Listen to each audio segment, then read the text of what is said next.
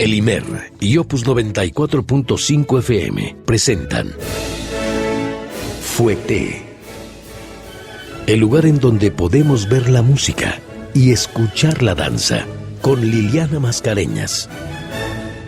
Soy Iracema de la Parra, presidente de la Sociedad Mexicana de Maestros de Danza, y quiero felicitar ampliamente a Liliana y a todo su equipo de producción por este maravilloso programa. Realmente nos está dando muchísima cultura acerca de la danza, del ballet, y podemos estar mucho más actualizados de lo que está pasando en el mundo. Muchas felicidades y que siga muchos años más. Fouetté.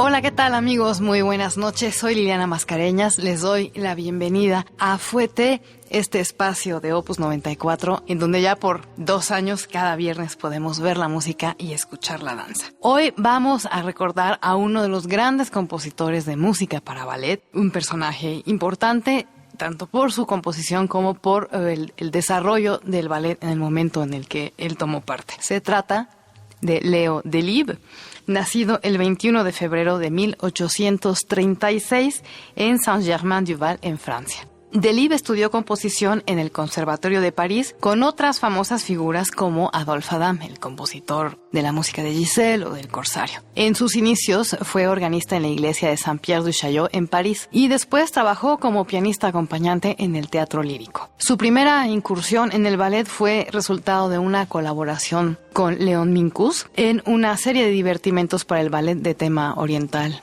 de esa época, La Source o La Fuente, de 1866. Sin embargo, Leo Delibes se volvió conocido solamente hasta después del éxito de su ballet Coppelia de 1870. Coppelia en su momento revolucionó la música de ballet y fue la primera partitura que daba tonos descriptivos y lemas sofisticados para cada personaje, ayudando así a la trama. Silvia, que es el ballet que vamos a escuchar hoy, es el segundo ballet que compuso Delibes y se considera la mejor música para danza en la época anterior al auge de Tchaikovsky. Delibes trabajó muy de cerca con el coreógrafo de esta obra, que se llamaba Louis Merant, construyendo la música en paralelo con las danzas. Merant a menudo pedía cambios para acomodar a su coreografía.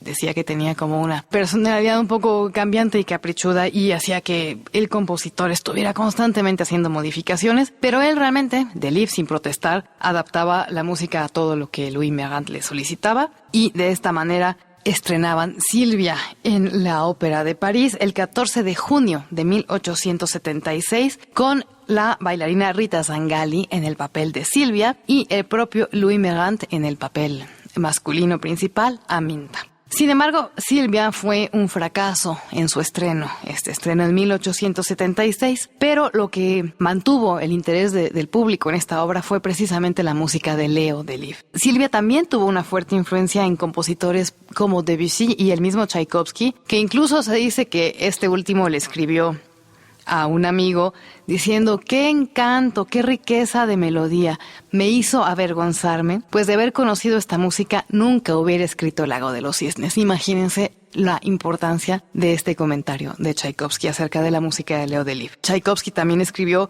que era el primer ballet en el que la música constituye no solo el interés principal, sino el único. La bailarina principal, Rita Zangali, a los 27 años era entonces la bailarina más importante en el ballet de la Ópera de París y por ello era la obvia elección para protagonizar a la heroína de esta historia, a Silvia. De la Zangali se ha dicho que tenía una magnífica constitución, pero no tenía un talento espectacular para la danza. Y, sin embargo, ella fue la única bailarina que en esta época presentó el papel e incluso en alguna ocasión se tuvo que cancelar la presentación porque ella estaba lesionada. Silvia es un ballet mitológico, es una historia de dioses y de mortales. Este ballet juega un papel muy importante en la historia de la danza. Primero, porque fue el primer ballet creado en el flamante Palais Garnier Palacio Garnier de la Ópera de París, y fue también el primero que rompía con las convenciones del ballet romántico. Si no todavía en la manera coreográfica, al menos sí en la idea de que era un personaje femenino fuerte, tangible, sí, más humano. Era una cazadora, incluso con algún aires un poco masculinos, en contraste pues con lo que era habitual, esta imagen etérea del hada o de la sílfide. Silvia representa entonces un importante cambio en la imagen de la mujer en el ballet. La idea para este ballet, que también se le subtituló como La ninfa de Diana, originalmente vino de Jules Barbier y del barón de Reinach, quienes adaptaron la comedia pastoral de Torcuato Tasso, que se llama Aminta. Esta es una historia acerca de un pastor que se enamora de una casta ninfa y que fue escrito en 1573. Y bueno, pues Barbier y el barón de Reinach adaptaron esta comedia para la Ópera de París en 1875, es decir, un año antes de su estreno. Louis Merant, el primer maître de ballet en este tiempo, fue escogido como el coreógrafo. Además, ya vimos que era también el bailarín principal. Y pues se puso en un trabajo muy intenso con Leo Delibes para crear esta melodía que sin duda es una de las más memorables en la historia del ballet de todos los tiempos.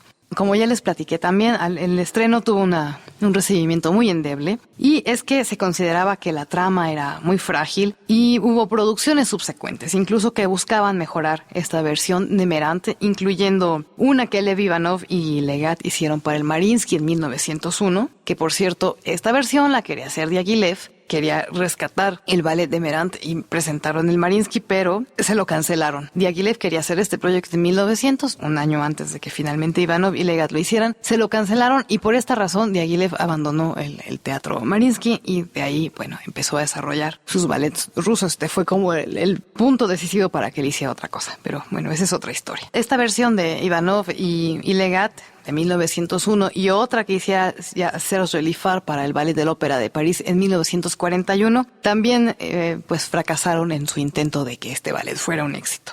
También hubo un intento de Leo Staats en Milán y en el Empire Theatre de Londres, pero pues no lograban hacer que este ballet alcanzara el éxito que se imaginaban que podía tener. Y entonces fue hasta 1952 cuando el británico Sir Frederick Ashton decide hacer algo para remontar este ballet, darle un aire distinto y ayudar así a que se convirtiera pues en una atracción para el público.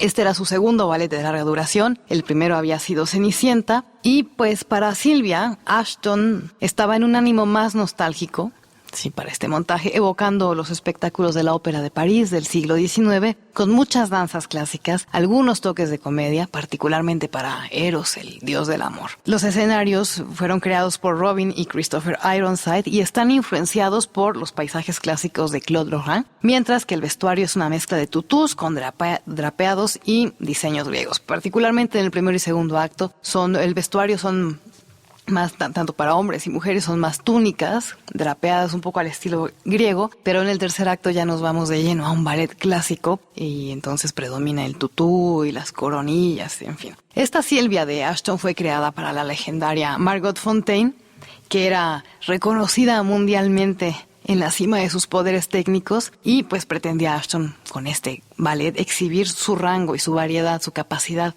de interpretación. Y es que tan solo en el primer acto, la bailarina que personifica a Silvia va de una cazadora amazónica y fuerte, indomable, a una mujer perdidamente enamorada. Es decir, que vemos una bailarina que debe hacer grandes saltos imponentes y giros con mucha fuerza. De repente la vemos caminar temblorosamente sobre las puntas de los pies. En el segundo acto es una mujer seductora, tentando y jugando con Orión para salvarse de ser prisionera de Orión, y en el último acto la presenta como una bailarina clásica con un solo, el famoso pizzicato, lleno de trabajo de pies, un trabajo de pies muy complicado, sí, muy preciso, y bueno, cambios de dirección, todo esto pues llevado por la melodía de Delibes. Y claro, está el pas de deux del tercer acto, este pas de deux de Silvia y Aminta, que mezcla a la vez mucha elegancia, ternura y bravura. Cuenta la leyenda, esto pues es anecdótico, que el interés de Ashton se despertó alrededor de 1946, cuando supuestamente Leo Delibes se le apareció en un sueño y le encomendó la tarea de revivir su poca estimada obra. ¿Será verdad? No sabemos, pero lo que sí es que esto le dio pie a hacer un ballet suntuoso, muy bien preparado. Reconociendo las debilidades, Ashton ajustó el libreto reteniendo los detalles esenciales y por el lado coreográfico mantuvo como esta sensación clásica, pero con un toque contemporáneo. Ashton tenía ya rasgos característicos en el uso de los pasos de la danza clásica. Y así también vemos pues que Ashton hizo nuevas e interesantes técnicas como mezclar mímica con danza y un trabajo de pies mucho más intrincado. Y vamos a ir conociendo ya esta historia de Silvia o la ninfa de Diana.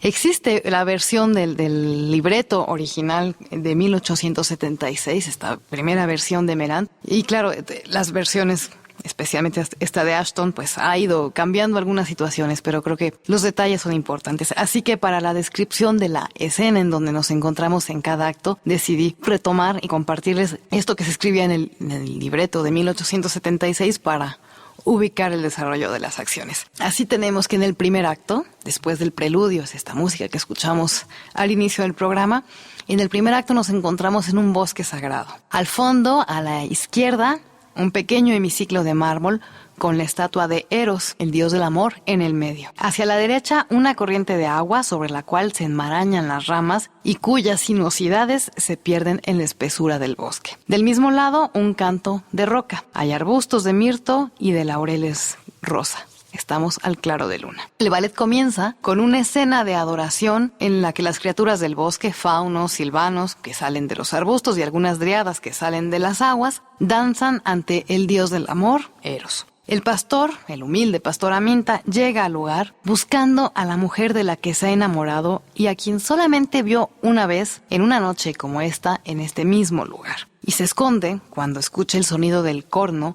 y ve a Silvia acercarse. La bailarina cruza un puente ubicado en la parte trasera, en el fondo del escenario, y hace su primera entrada, que van a reconocer, la música es inconfundible, con una danza llena de toques de corno. Es una cazadora, ella es una de las ninfas de Diana y ha jurado además rechazar el amor. Ella y sus acompañantes se burlan de Eros apuntando sus arcos a la estatua y, como Aminta se ha ido a esconder, dejó tirada, escondida, su piel de cabra. Y entonces las acompañantes de Silvia encuentran esta piel de cabra que usaba como abrigo y se dan cuenta que Aminta está ahí escondida. Entonces Silvia se indigna muchísimo y culpa a Eros de esta situación y le lanza una flecha a la estatua. Aminta sale de su escondite y se interpone para proteger a esta estatua de Eros y él recibe la flecha. En venganza, la estatua, que es un bailarín que ya está ahí posando completamente maquillado en blanco y con una túnica blanca, cobra vida y dispara una de sus propias flechas a Silvia. Agitada, Silvia se saca la flecha del corazón, voltea a ver, dice, no me pasó nada, y se va de la escena. De aquí cambiamos al amanecer, en donde es la hora en que las divinidades y las criaturas del bosque se guardan y dan paso a los mortales. Vemos aparecer a un grupo de campesinos que, en su camino al campo de trabajo, bailan en honor de Eros. En este momento también aparece Orión, el cazador, que tiene también unas pieles de animales haciendo una especie de túnica y tiene bigote, el pelo un poco largo, sí, también recogido con un pañuelo en la cabeza, haciéndole como un peinado más poco cuidado. Aparece Orión y se esconde para espiar a Silvia, porque resulta que Orión también está enamorado de Silvia. Y curiosamente, Silvia, que había rechazado enamorarse y que se burlaba del dios del amor, ha sido tocada por la flecha de Eros. Así que ella regresa a la escena y baila lamentándose por haber lanzado su flecha a Aminta, porque tiene que reconocer que se ha enamorado. Orión sale de su escondite y tras una breve lucha, porque recordemos que Silvia es una mujer fuerte, es una cazadora, ella hace el intento, pero no logra evitar que Orión la tome y se la lleve. Salen ellos de esta escena y entonces un joven pastor encuentra el cuerpo de Aminta, tirado, desmayado ahí en el piso, y llama a sus compañeros, quienes lloran sobre el cuerpo. De pronto vemos aparecer una figura totalmente envuelta en una capa y con un sombrero.